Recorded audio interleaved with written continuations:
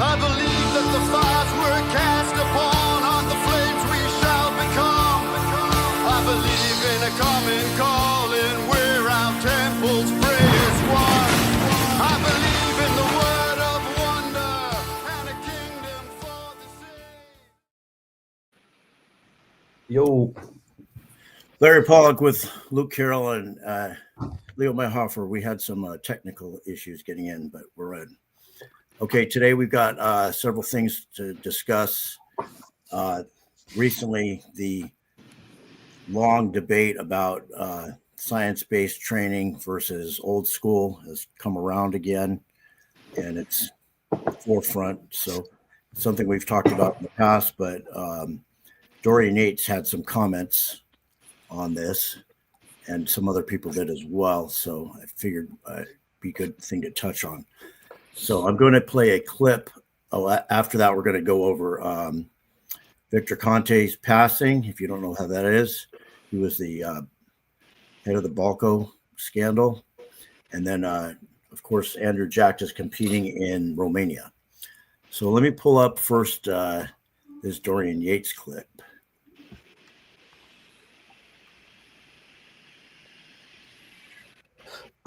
Leo or Larry, can you shut off that StreamYard thing on the bottom? That's showing on YouTube also. What's showing? That thing at the bottom of our screen, it says like StreamYard live viewer comments show up on StreamYard. It just made me full screen. I think if you go to comments, maybe.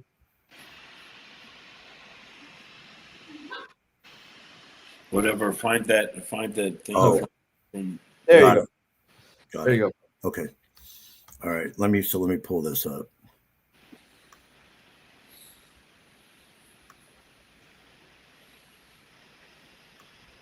I wonder how many viewers we always lose when we take so long and wait. Feel like I don't want to wait. Well, I hope they're not logged into the wrong thing, because on YouTube it says starting. Yeah, it's still showing, but hopefully they'll jump over to this one. Okay. No, they're on there. It says 13 watching. Okay, so this is Dorian Yates with his thoughts on Mike Israetel and Mike Mentzer. Oh, let me turn on the volume if it's off on this.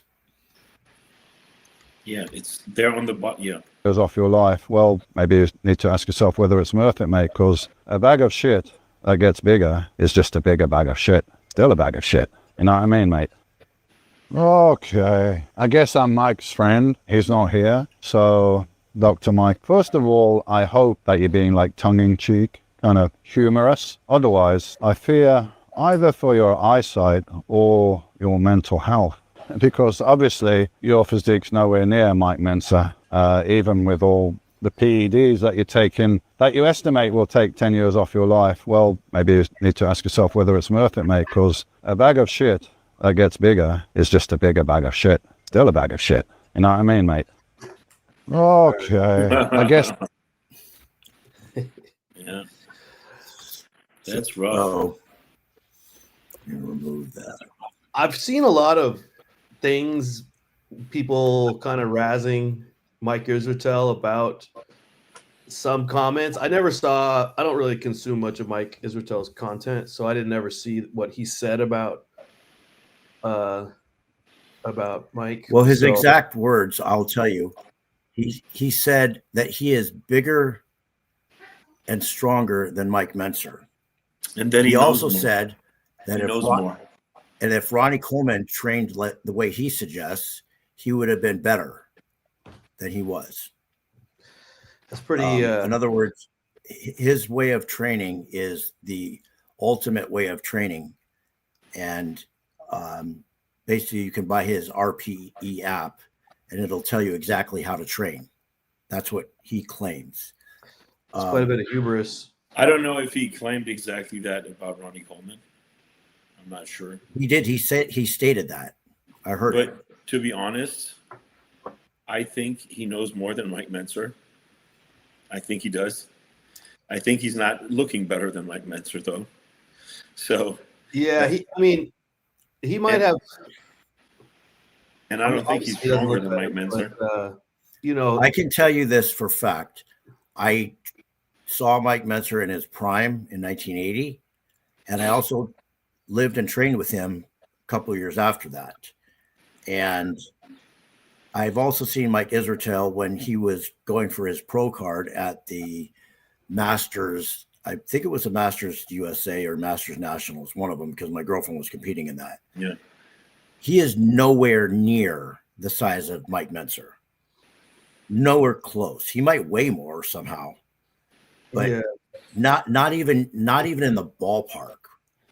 I mean, his knowledge should be more than Mike Mentzer's, because we've got 45 years of lifting technology and, you know, studies and theories and stuff since, you know, Mike was creating his heavy high intensity, and so that there should be, he should know more. Whether his mindset is the correct one or not, I mean, I guess that.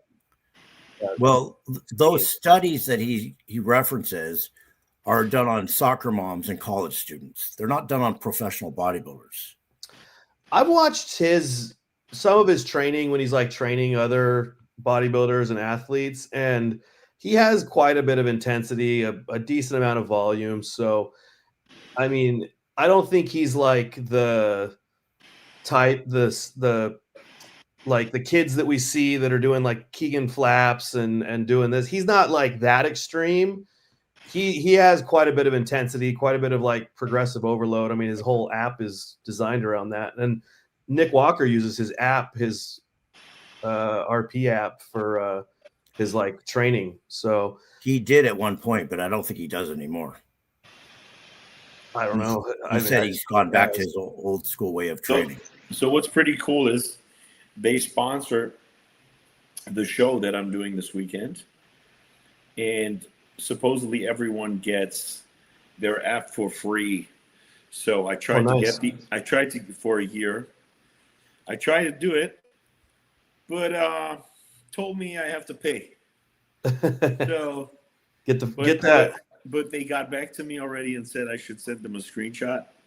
So I will do that. Yeah. Yeah. Well, let us know how it is. I mean, I think that it obviously is set up pretty well, because it takes. I've never been on it, but I've talked. Saw Nick Walker talking about it, and it kind of takes into account other factors that you should be important, and it has some sort of algorithm that tells you, if you should go up, how much you should go up, and it kind of like projects your progression depending on your recovery status and stuff like that. The problem is his whole theory of reps in reserve. There's no way to quantify that really, because, one person's reps in reserve is, depending on their experience level, is completely different than somebody else's. Mm-hmm. Yeah. So it obviously, the bigger and stronger and more experience you have in training, the more farther into actual failure you can actually get. If you take someone who's relatively new, their idea of failure is probably 5 or 10 reps short of actual failure. So you take somebody like that and they're doing say 10 reps with 2 reps in reserve. So they're going to do 7 reps with a weight that they could probably do 15 or 20.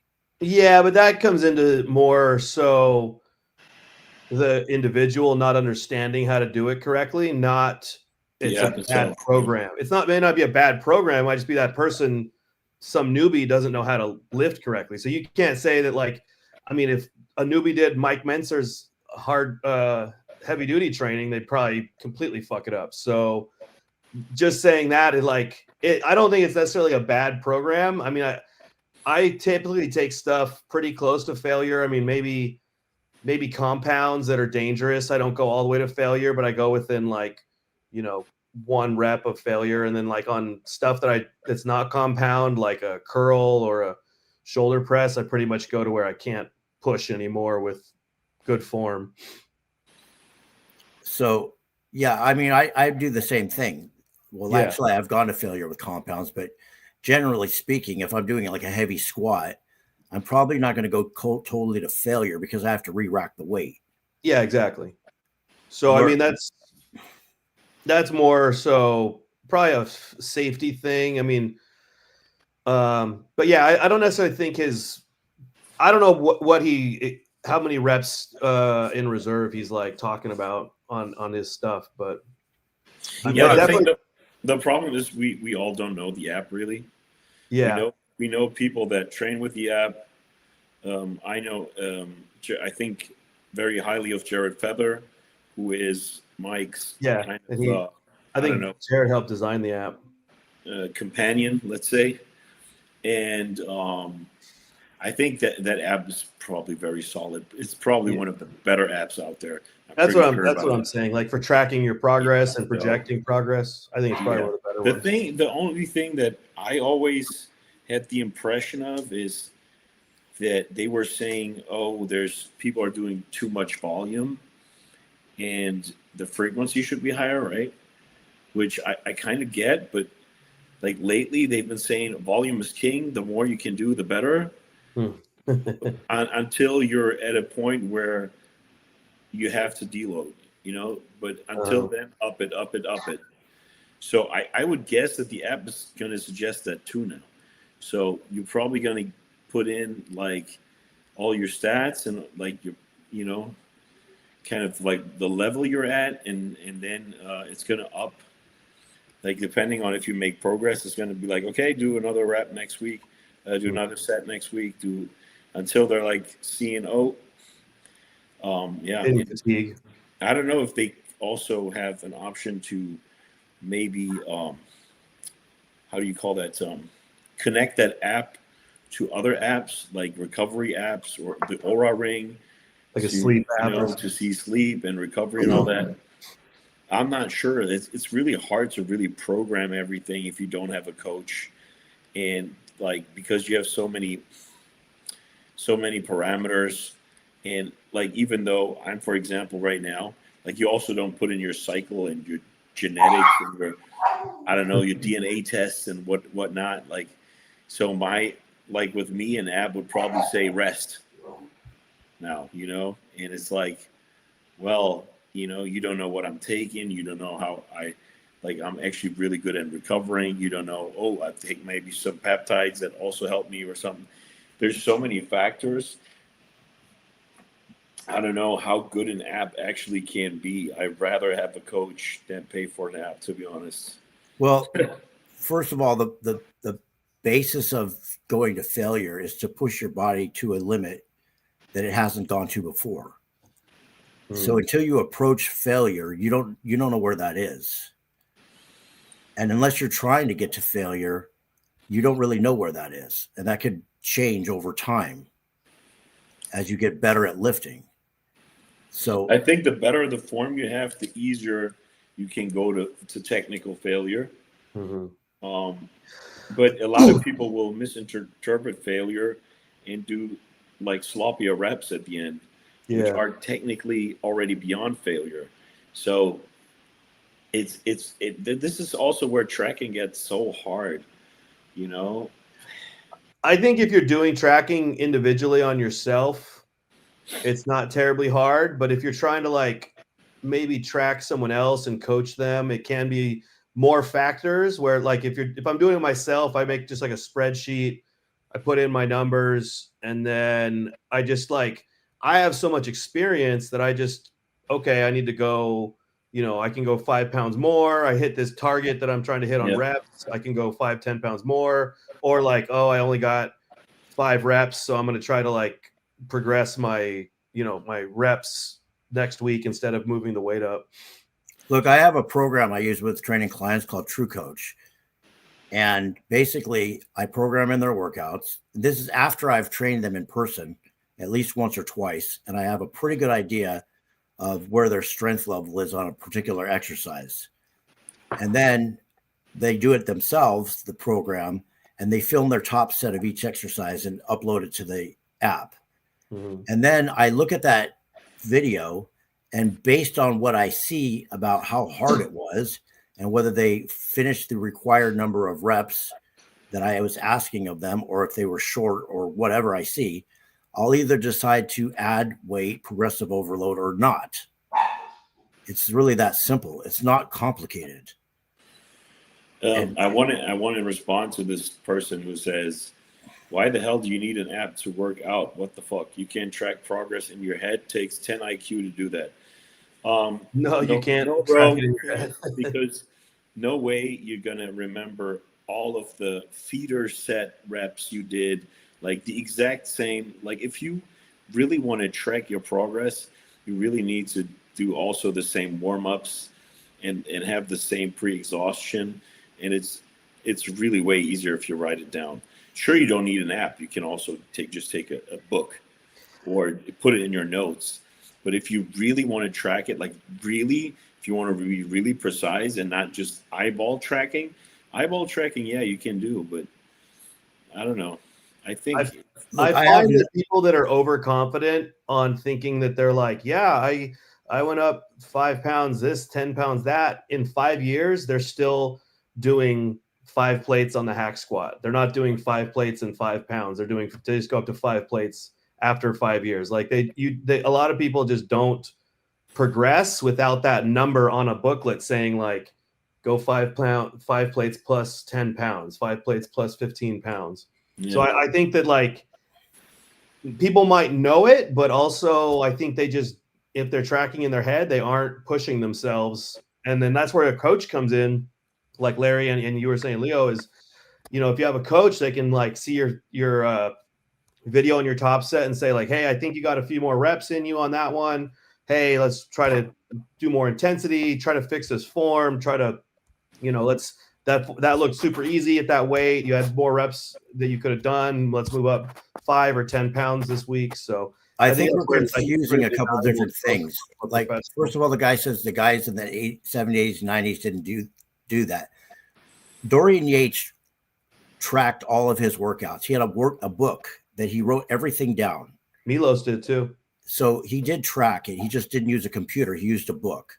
Yeah, there's no. I have nothing against tracking. That's a good tool. You know where you were at, and I rather have an idea of how to advance and so forth. The question is, do you train to failure, or do you try to count reps in reserve? That's the main debate here. And my thinking is, you know, you train as hard as you can, and depending on the exercise, and then you progress.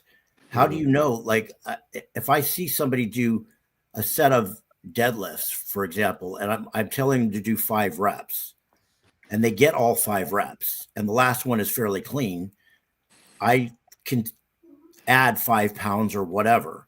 If they get 4 reps and they fail on the 5th rep, I know they are not ready to increase the weight because they couldn't do that weight yet.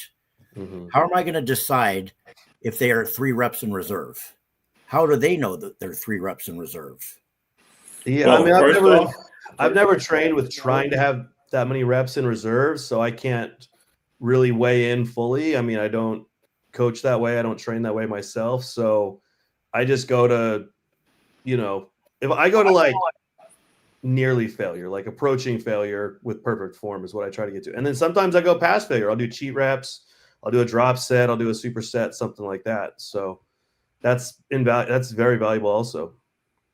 Now, one thing I will say, and this has been brought up recently with all the debates over the physiques now versus before, not everybody, but for the most part, people just don't train as hard as they did back in the 90s. They just don't.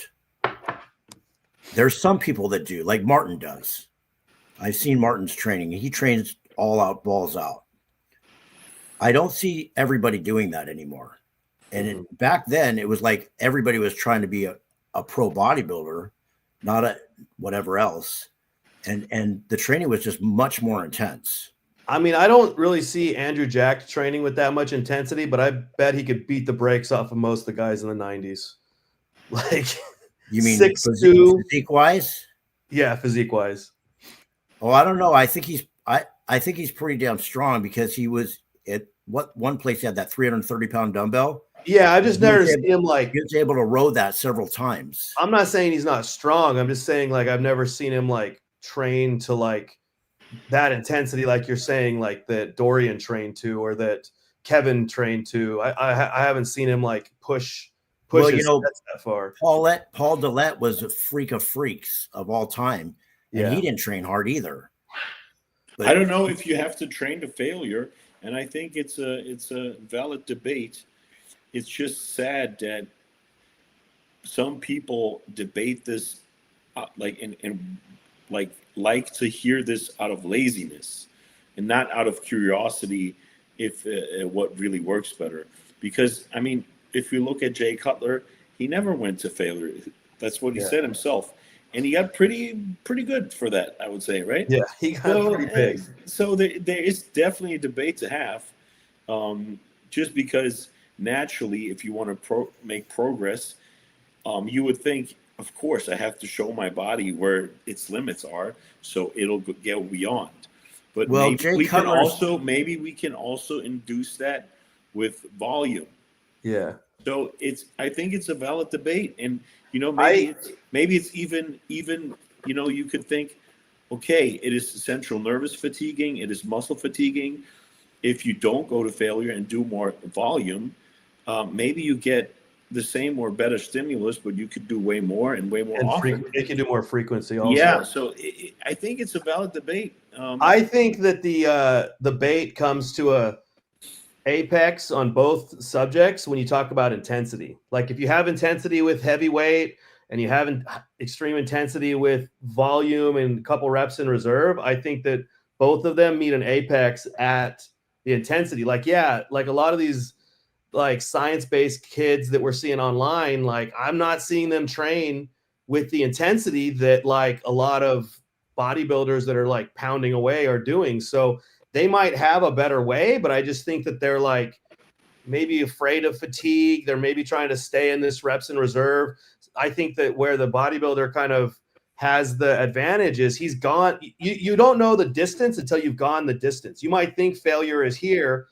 I mean, I have clients all the time. I'll send me videos and they're doing the numbers I say, and they're going to where they're tired. And then I train with them and they're like, oh, I haven't been doing it this hard. I haven't been going to that level before. So I'm like, okay, so you had a lot more in you. You just didn't have it. Like you didn't understand how to like access it.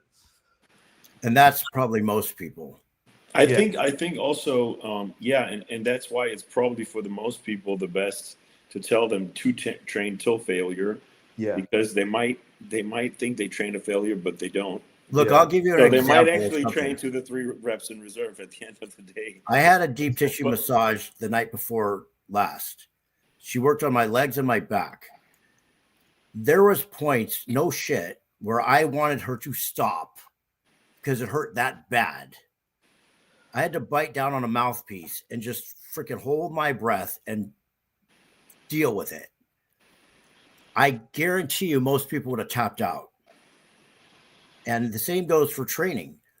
When a person gets to a point where, the weight is really heavy and it gets really hard and it's burning a lot, most people will put the weight down just because it's uncomfortable and they don't want to go there.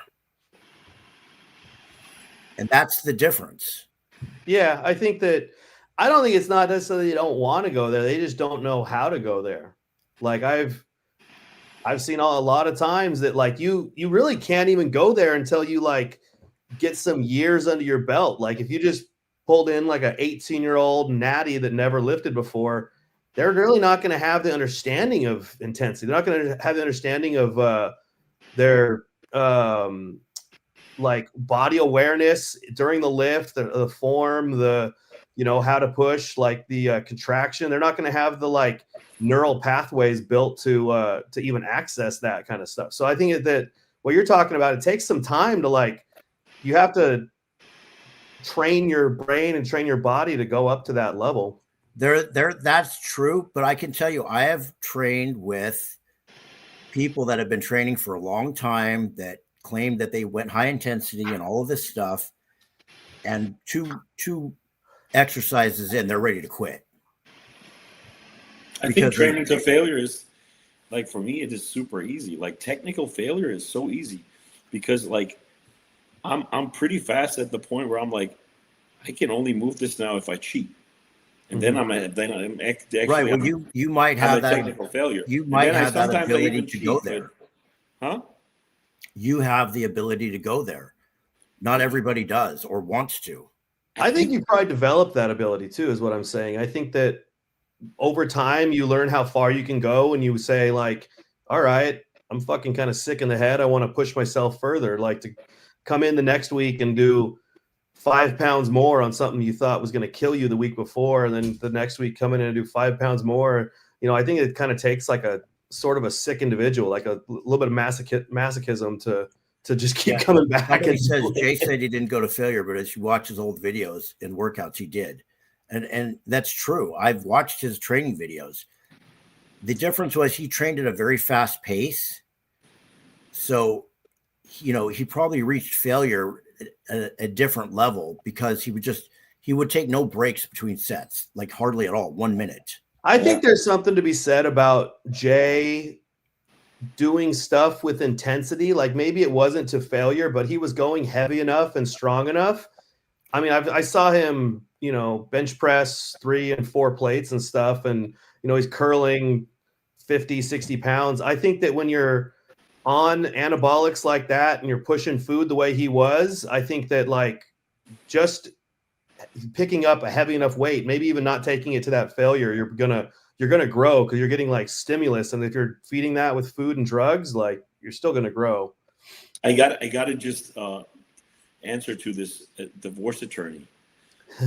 This guy is like maximum like ignorance. That's insane. Like, why do you even watch our show? Like, you don't want to learn shit. You think you know everything. Why are you even watching?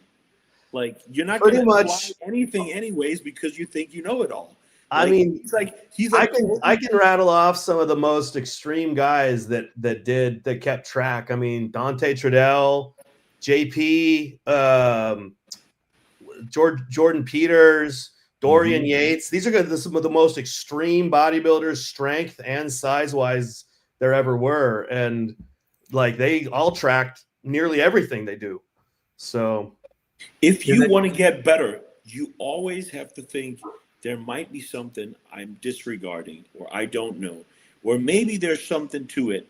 Maybe it, like, even sometimes something sounds stupid, and like, just think about it. Maybe there's a little bit to it. But these people that are like, nah, I know everything. Larry, this is the way it goes. Larry, do you follow? What's the matter? Like, you can just don't watch anything and just do whatever you do. Do you follow Scott Stevens, Larry? I do. Well, I mean, I don't follow him, but I listen to his podcast. Well, the guy with the red hair? Mm-hmm. Yeah. Go to his Instagram page, and he has a little video on his story that I think is relevant to this whole topic right here. If somebody can pull it up, you can hold it on the screen. Scott Stevens. It's Fortitude_training is his Instagram. I haven't watched him in a while. I should. He's very good. What's his regular podcast called? He's on that one with Scott McNally. Okay. I'm on his page. Go to his story. His story, okay. And then put it on here. We can't see it. I know. I have to add it to the screen.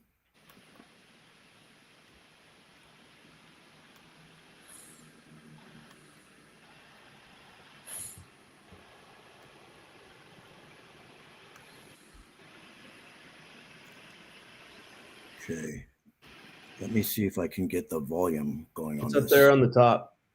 On the top, next to the name, middle. Oh, I see. Yep. What's working. It makes sense to me that it wouldn't work. He wasn't training with as much effort as he was previously. And effort is what got him there. All right. Play it again. Jordan Peters, and he made this public so I can talk about this, but he had a conversation with Mike Israetel. Mike explained his logic of training with reps in reserve and the way he goes about doing things. And Jordan said, hey, I'll do whatever it takes to get better. And he tried Mike's perspective out. It didn't work for him. He gave it several months. He felt like he was regressing. So he went back to what's working. And it makes sense to me that it wouldn't work. He wasn't training with as much effort as he was previously. And effort is what got him there. There you go. Yeah, it's a good point. It depends where you're coming from. Yeah.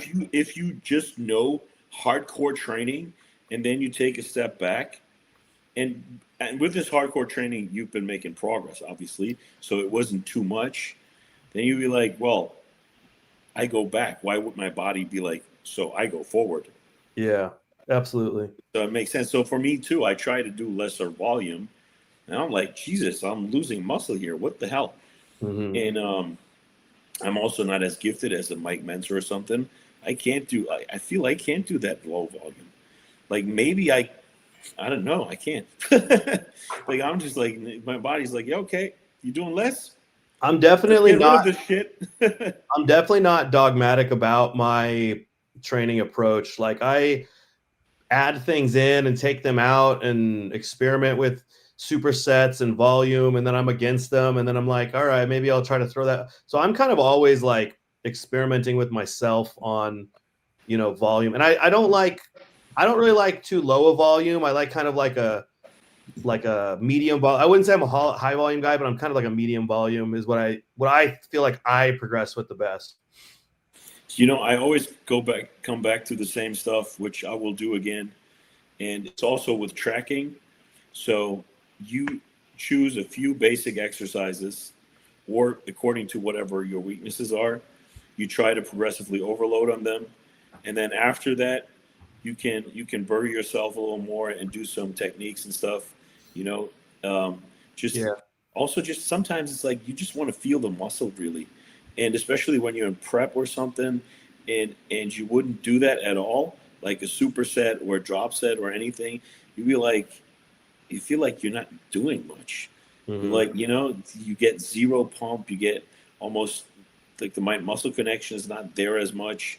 So I think, there especially you want that, but that's what I always come back to. And what works well for you? Yeah. It's really simple. That you can either train longer or you can train harder. The harder you train, the less you can do. Exactly. I've been wanting to now. Hold on. There's times when like everything's clicking and everything's right on, and I can take a set to all out failure, and I'm done. And there's times when I just don't have that in me for whatever reason. Like, I just got over having a cold, and I'm just getting back into training, and so, I'm not pushing that as hard as I did prior to that. You're on a contest diet. Maybe you feel like shit, so you're just not pushing as hard. So maybe you do another set because you can. But there's still a point of like, you can only do so much, and then you can only recover from so much. I think you should I think it's not like either way you go, like either you said like you train more like longer or harder and shorter. It should be like, okay, so how long do I need to recover from that? Because that is going to be your indicator for how hard that training actually was, I would say.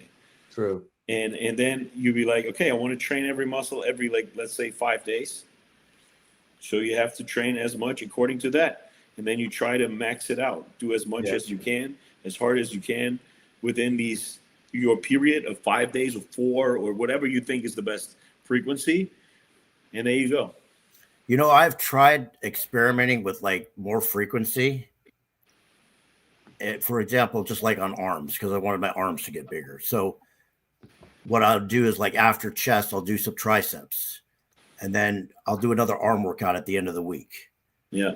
And what I've always found is whenever I do this on that second workout, I'm always weaker on the exercises than I was on that first one because I've just not recovered.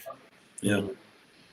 I've been wanting to play around with my frequency a little bit more. I've been writing a new program where I'm putting in some more leg days, and they're kind of like different body parts. So like one day I'll focus more on kind of sweep on my quads, and another day I'll focus more on like adductor, but it's still quad work, but it's like more adductor based. So I've been kind of like playing around with that, and I like it. I haven't put enough time into it to really notice a huge change, but I think there might be something to increasing the frequency more than just train this body part once every 7 days. Well, in general, though, I think for most people, if they train as hard as they can, they're probably going to get the most out of it. And whatever that is for them. Trying to figure out like have a computer tell you how hard you can train. How does a computer know how hard you can train? There's some kind of algorithm that he has that's taking into account what you did last week and your recovery, and I think you load in like what you perceive your intensity was, and it's kind of definitely like based off a lot of the input that you're putting in, how much you can progress. Yeah, but again, it's your perception of what it is.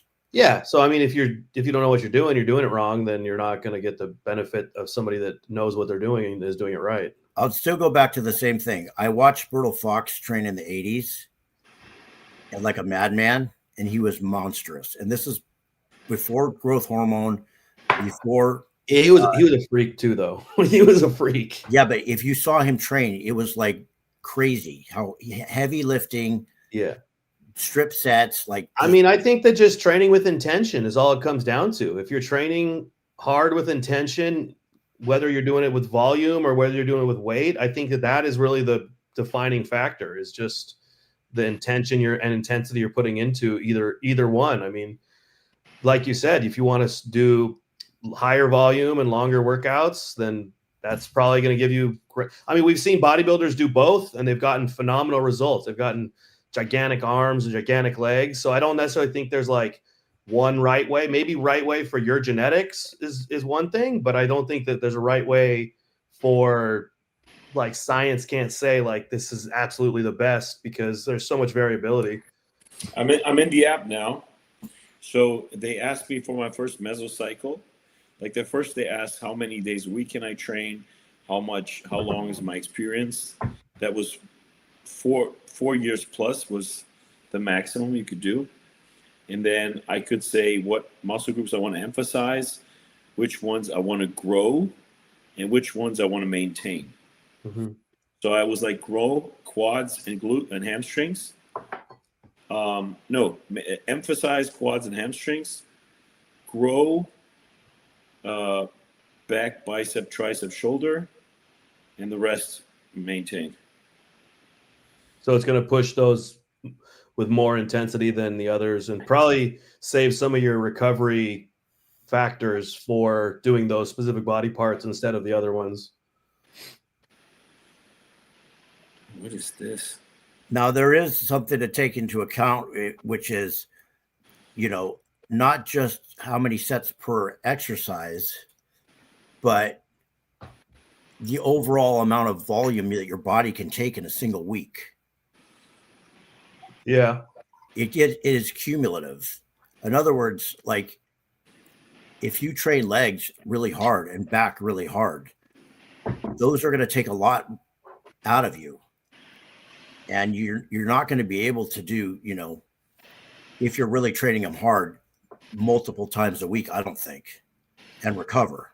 I think that there's a conditioning aspect to what you're saying right there. Like if you are training them multiple times a week, it might really be hard at first, and then it might get easier over time, where if you're not going to take a marathon runner that hasn't ran ever and then say like, all right, you got to run 26 miles every day. Like that's just way too much for them, but they're going to start out running like a mile a day and then, kind of build it up. I think with volume and intensity, you can kind of like build that up as well.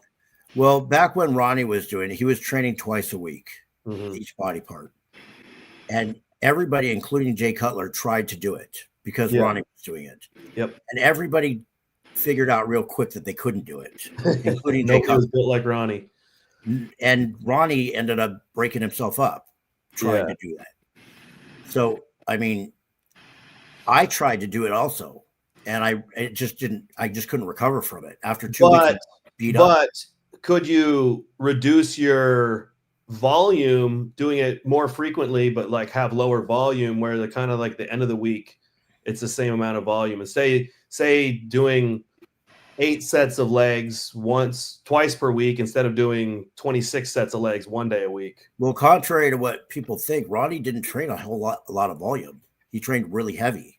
Yeah. And he had one workout he would do like really heavy compounds, and the next workout was like cables and stuff. Mm. So it wasn't like he wasn't like barbell row, T-bar row twice a week.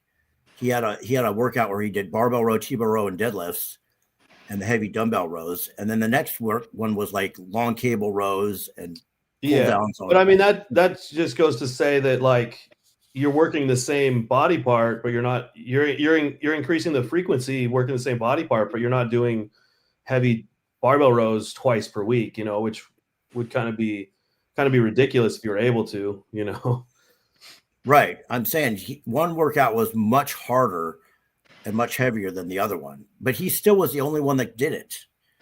Everybody else tried it. No one else could do it. And everybody did try it because whatever Mr. Olympia was doing, everybody wanted to do that. Yeah, I saw videos where Jay said he tried training like Ronnie, and he realized he was just going to destroy his body if he did that. He was going to have torn muscles, and he just couldn't recover from it. Yeah. Well, he said like just because of injury he couldn't do it. I mean, there's a video of him talking out there with Phil Heath, and he said something about like, I went in and I did the like 250-pound dumbbells on flat bench, and Jay was like, what are you doing, man? Like, you're gonna freaking tear something, you're gonna hurt yourself. He's like, kind of come over to the way that I was like training, which you're training like heavy, but you're within reason. You're not just maxing out every week. Mm-hmm. I know this app, I don't know if I put in something wrong. I mean, it gives me like 3 exercises a day or 2. Yeah. With reps in reserve. Oh no, that's not going to work for you, Leo. Oh my God, this is like 15-minute workouts. Like what? So you're doing 3 exercises with reps in reserve? Yeah, it was like day 1, barbell squat, 2 sets, and then leg extensions, 2 sets, and then whatever, like tricep, no pull down, and that's it. Goodbye. I don't know. There must be something wrong, or I don't know. Like, this is bullshit. Well, keep on it. Well, let us know how it works. Yeah. Let's. I think I did something wrong. Like, if I did not anything wrong, like if anyone has this app and I didn't do anything wrong here, it sucks. But I think I did something wrong. I must have. Yeah. All right, let's. Are you guys familiar with Victor Conte from the BALCO scandal? Yeah. No. So, if people who are not, there was a guy named Victor Conte. He was involved with Patrick Arnold, who developed something called the Clear, and he also there was a supplement company that I don't know if Patrick Arnold came up with ZMA. I believe he did. He was a chemist. Mm. The ZMA is zinc magnesium aspartate for recovery. And later he was coaching like famous athletes. The first one was like the Olympic athletes, Tammy Thomas, who was an Olympic cyclist, who actually I know personally. And during the BALCO scandal, she was stripped of all her medals because of that. She was caught positive for the Clear. Was it Marion Jones also? Marion Jones was, and then there was a bunch of baseball players involved. Yeah, Barry Bonds. So basically, they in 1990 Joe Biden introduced a bill that banned anabolics and made them a Schedule III controlled substance. But then in 2003, they had these congressional hearings on baseball, and that's when they started going after the Olympic athletes and the baseball players, and Joe Biden was involved in that as well. And they expanded it to include prohormones and things like that because somebody told on the clear, which was basically he came up with a steroid that was undetectable by the testing. Mhm. And the reason it was undetectable is because as soon as it was put into the testing material, it basically the metabolites just disappeared. So there was nothing to test. But somebody routed it out and sent something into water, a syringe full of it. Yeah, somebody ruined it for everyone. Yeah. And Victor, what he said is it's not cheating if everybody's doing it. So he said he developed this stuff because everybody was taking steroids and some of them were getting caught and some of them not. So he just developed one that was undetectable. I saw a interview with Victor where he said that there's no such thing as, what did he say? That basically drug testing is an IQ test. It's not actually testing for the drugs. It's testing to see how smart you are to bypass the tests. There's basically like a way to get around, use stuff and get around pretty much all the tests. Yeah, that's what he was saying essentially. Yeah. But anyways, the BALCO scandal happened, and he got indicted. Except what he did is he went and told on all of his athletes. He ratted out all of his athletes. I don't know if he did that as a plea deal or why he did it, but he did it publicly. Mm-hmm. And then some of them got jail time, some of them got stripped of their medals and everything else. I heard Marianne Jones, she got stripped of all of her medals and lost all of her contracts. And she went from like being a multimillionaire to broke almost overnight. Had to sell her mother's house because of it. But interesting thing was, after all that happened, and I didn't know this before, he went on to create a new program called, I think it was called Snack. He continued to train elite athletes and specifically went into boxing. And even up until recently, he was training the guy that just won the middleweight boxing championship. Black guy, I can't think of his name right now. He beat the middleweight champion recently. And the fight with what was his name? Just happened. Yeah, I know what you're talking about. It's the chat will let us know. Yeah. So anyways, he was coaching that guy, and he went into boxing specifically because I guess except for the big fights, they don't test most of the boxing fights. So they were able to experiment with different things. And I guess in boxing and specifically, they don't do that much testing. But he claimed that he was working with WADA to help increase their testing ability. Like he got a new, changed his thought process or whatever. Now he was on a good guy and helping them to do the testing. So so he said. Mm-hmm. What I wonder is what did he have to offer these new athletes after the BALCO scandal if he was no longer, using performance enhancing stuff? Now he claims in his program that he used like oxygen deprivation training, but that's not something unusual that anybody can't do anywhere. By basically wearing these oxygen masks while you're doing cardio to stimulate training at altitude. Yeah, that's an EPO thing. Right. Let's get into the show next weekend.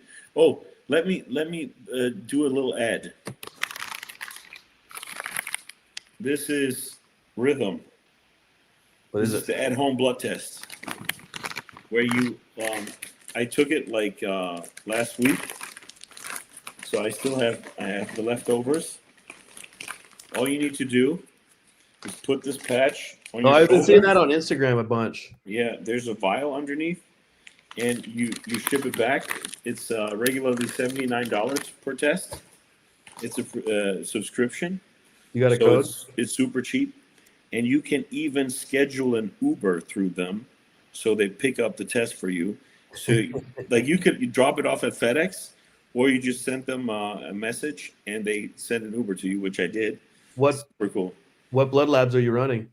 Yeah, so it's, dude, it even has APOB, which is something that you can get like almost nowhere. It has LDL, it has CRP for inflammation, HDL, total and free testosterone, thyroid, SHBG, progesterone, You get it all. estrogen, ferritin, albumin, free T3, vitamin D, triglycerides. Yeah. Now the question is, I've heard that there's various degrees of accuracy with that one compared to the regular blood test. No, why would there be? They have their own lab, and that's why it's so. Something about the way they get the blood out is not through a vein. It's like out of your shoulder. It's not the same. I don't know if it matters how you pull the blood. I don't know. I just that's what someone was saying, because like when you go for blood work, they draw a certain amount of blood out, and it's usually quite a bit. And this is a very little amount of blood. No, it's not that little. No, it's like this much. Yeah, but what Larry is saying is they do like 5 vials that are like those. Yeah. Yeah, and they do 5 times the amount of numbers too. But the numbers that I just read, those are the numbers. It's like, I don't know how many, like, but those are the ones that you actually want to know. It's yeah, like, I think they have to be pretty accurate, or else they would be like liable for. Yeah, like, it's 60 numbers or so, but it's the most important ones, and it's even some that others don't have, like APOB, which is the most important one when it comes. It's only to $80 to get like all the tests, or the whole test is $80. It's a subscription, but you can and it comes monthly, but you can skip. So you could also just get it 3 times a year. Okay. Whatever you want, but it's really cool, and I think code is Leo25. And you get $25 off your first one. Right on. And you can cancel at any time. You can just do it once too if you want it. But it's so cool because it's so convenient. You don't have to schedule it. You don't have to go anywhere. Dude, that sucks so bad. Like you want to do it fasted, right? So well, the thing to do would be do it first thing in the morning.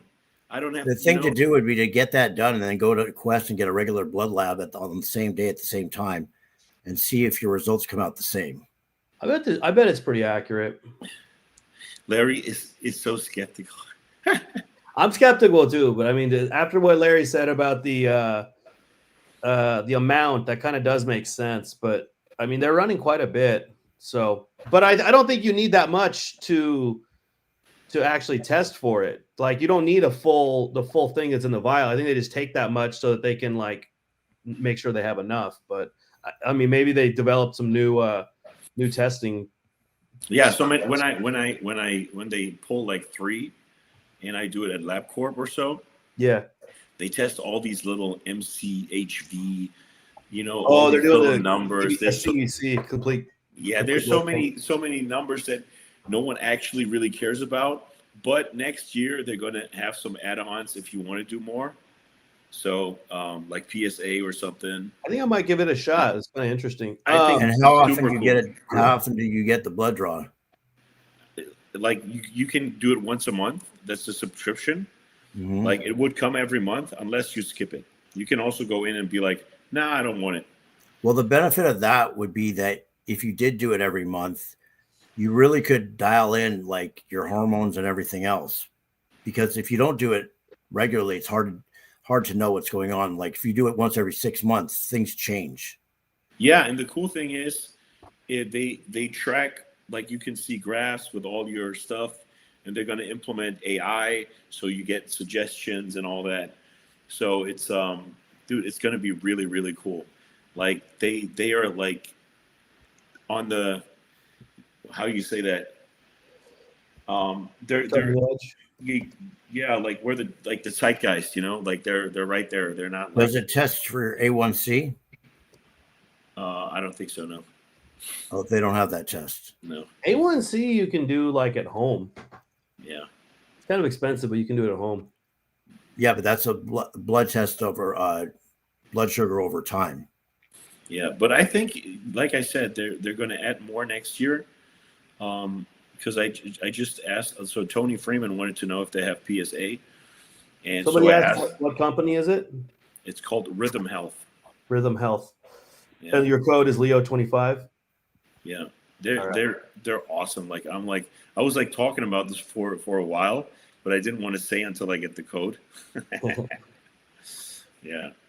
I mean, I hate that, because when I get blood work, usually, like, you need 2 weeks till you get an 8 a.m.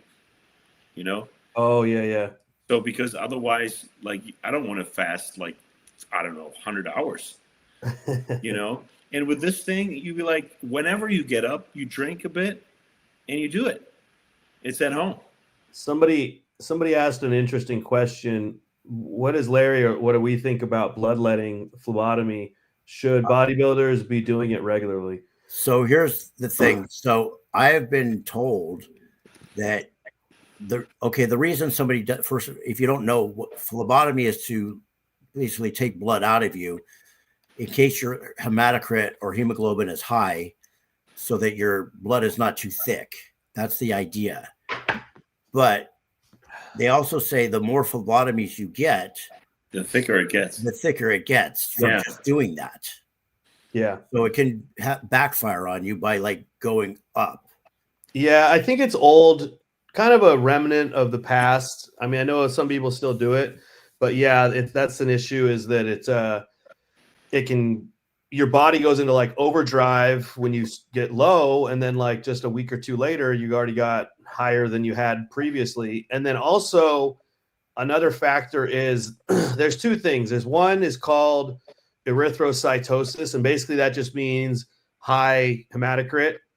And with high hematocrit, it's really not that big of an issue unless it's past like a certain number. I would say probably past like 55%.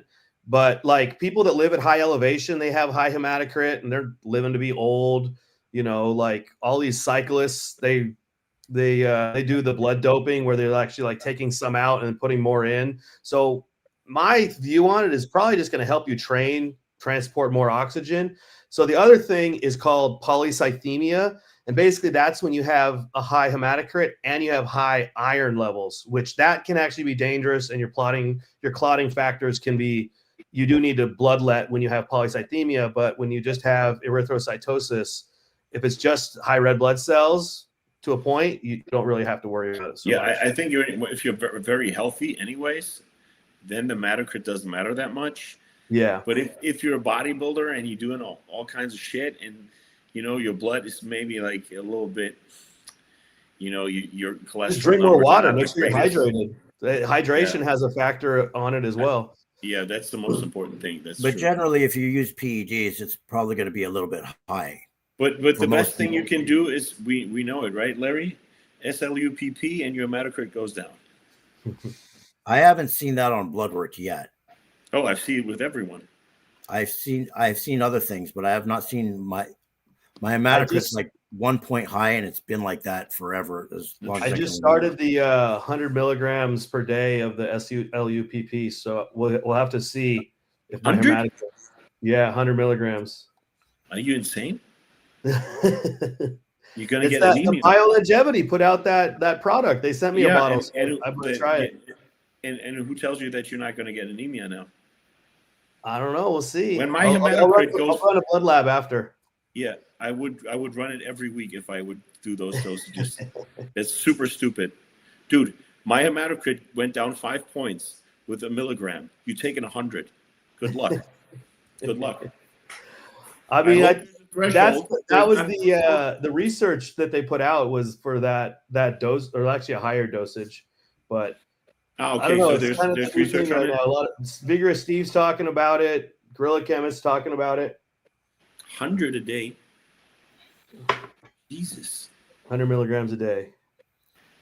Someone asked, did dialysis help pro bodybuilder even if their kidneys are not failing?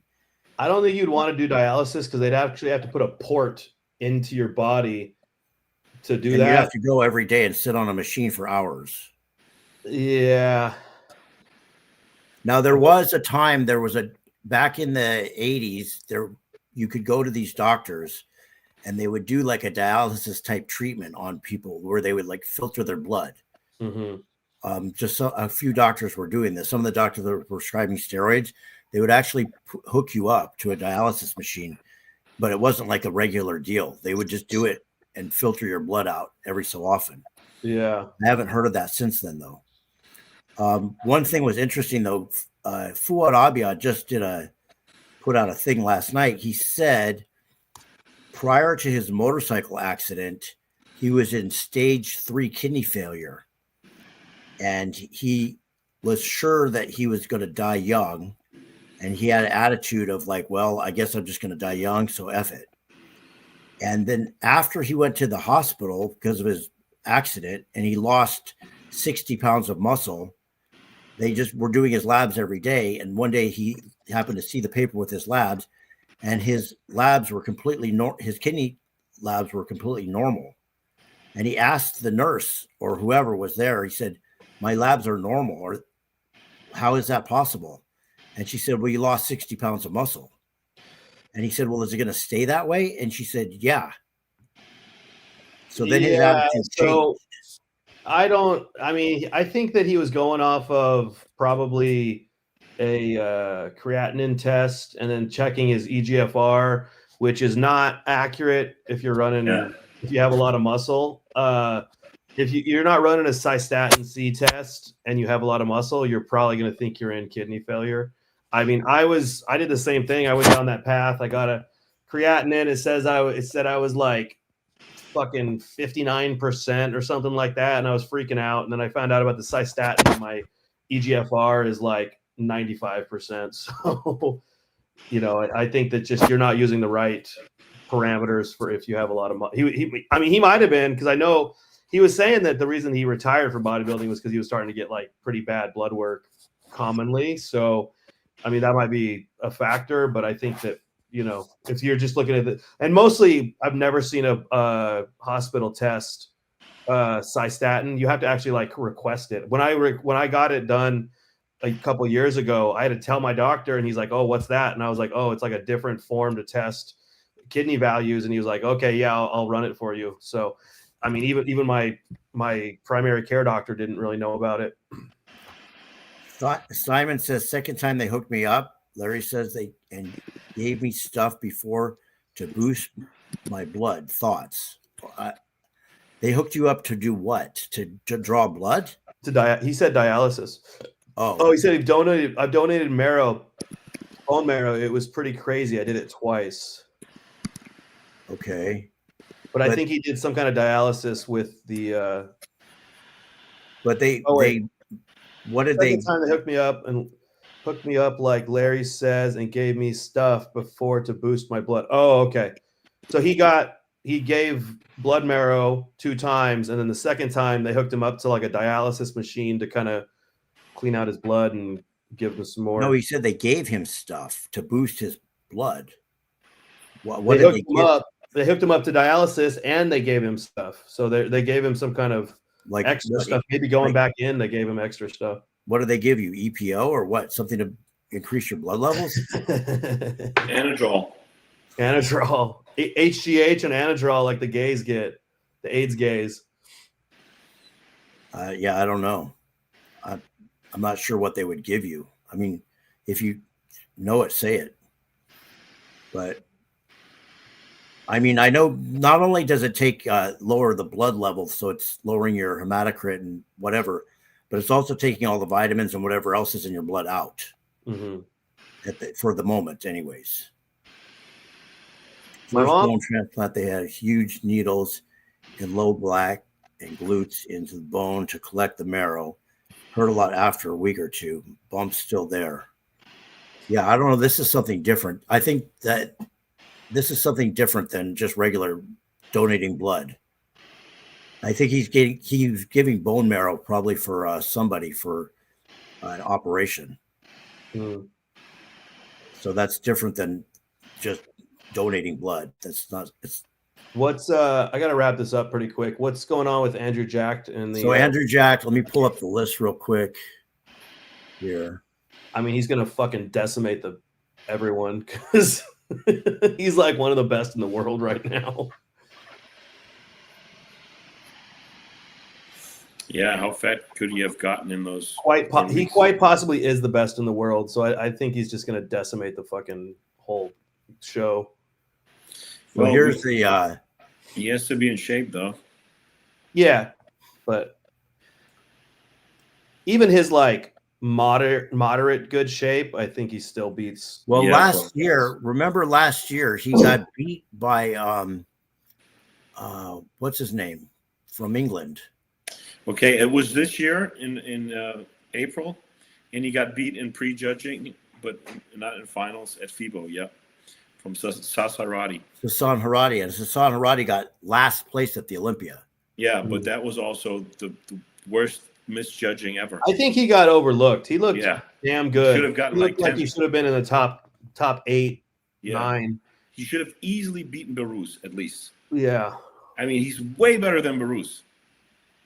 Way more balanced, and shape was so much better, and he got even bigger. He was the most peeled out of all of them. Like his ab and thigh shot, like there's some shots, his most muscular. It's tremendous. Like side chest is amazing. Like his legs from the back, it's like no way he was 16th. I don't know what they saw. I don't really recognize a whole lot of these names. Well, the one that stands out is that Jan Parada from Spain. Yeah. Okay, He's the guy that Johan Pradel. Johan Pradel.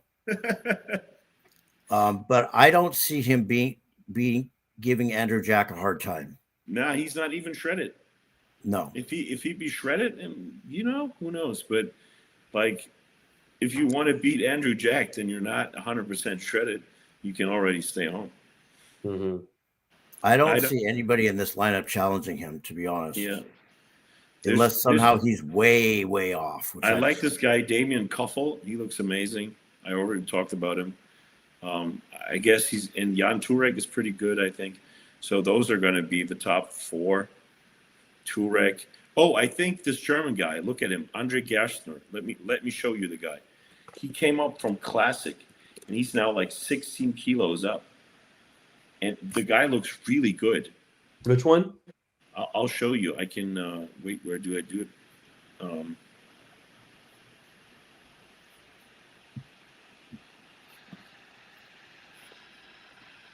You see it?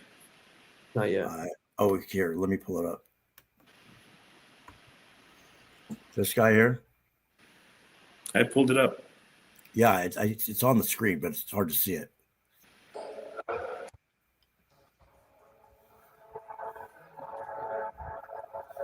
He has nice shape, symmetry.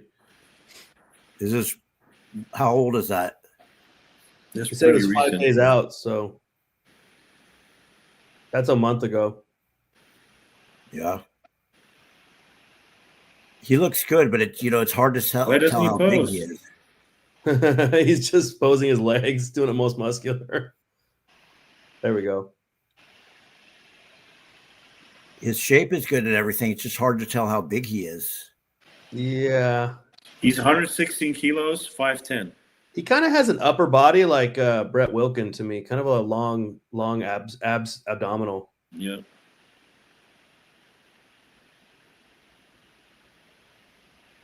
He's pretty lean though. That was 9 days out. 9 days out. But the And lighting this show is this weekend. Yeah. I think he can do well. I think he should do at least top 5. You know who else is competing this weekend? Leo. No. Me, I am. Yeah. Yeah, Leo competing in Las Vegas there. Yeah. Yeah, I'm happy if I make top 10, man. Like that's really good. Really good show. So we'll see. Is it the competitor list already out? Yeah, it's like 20 guys or so. Big names? I think 5 or 6 Olympians. So it should be a really good show then. Yeah, but I'm happy to see like how I stack up next to them. It's gonna be interesting. Right on. Yeah, but I do more shows. So the week after, I'll go to Fort Lauderdale and do the Atlantic Coast Pro, and then I'll do definitely Vienna on the 13th. Oh, you're doing a whole in between is nothing. There's Japan, but like if someone wants to sponsor me, I'll go, but I'm not flying 12 hours and pay for the shit. No way. And then don't get the money, right? Because that's the guy who doesn't pay. Oh yeah. I'm gonna text Jake Wood if I go top 3. Right. Who didn't pay? Was it Hide that didn't pay, or was it some other promoter? No, it's the promoter, but Hide was Promoting kind of it? helping him or something like that. Oh, But okay, I got you. Hide's not to blame, I guess. Okay. Yeah. All right. Well, All right. got any So- other topics?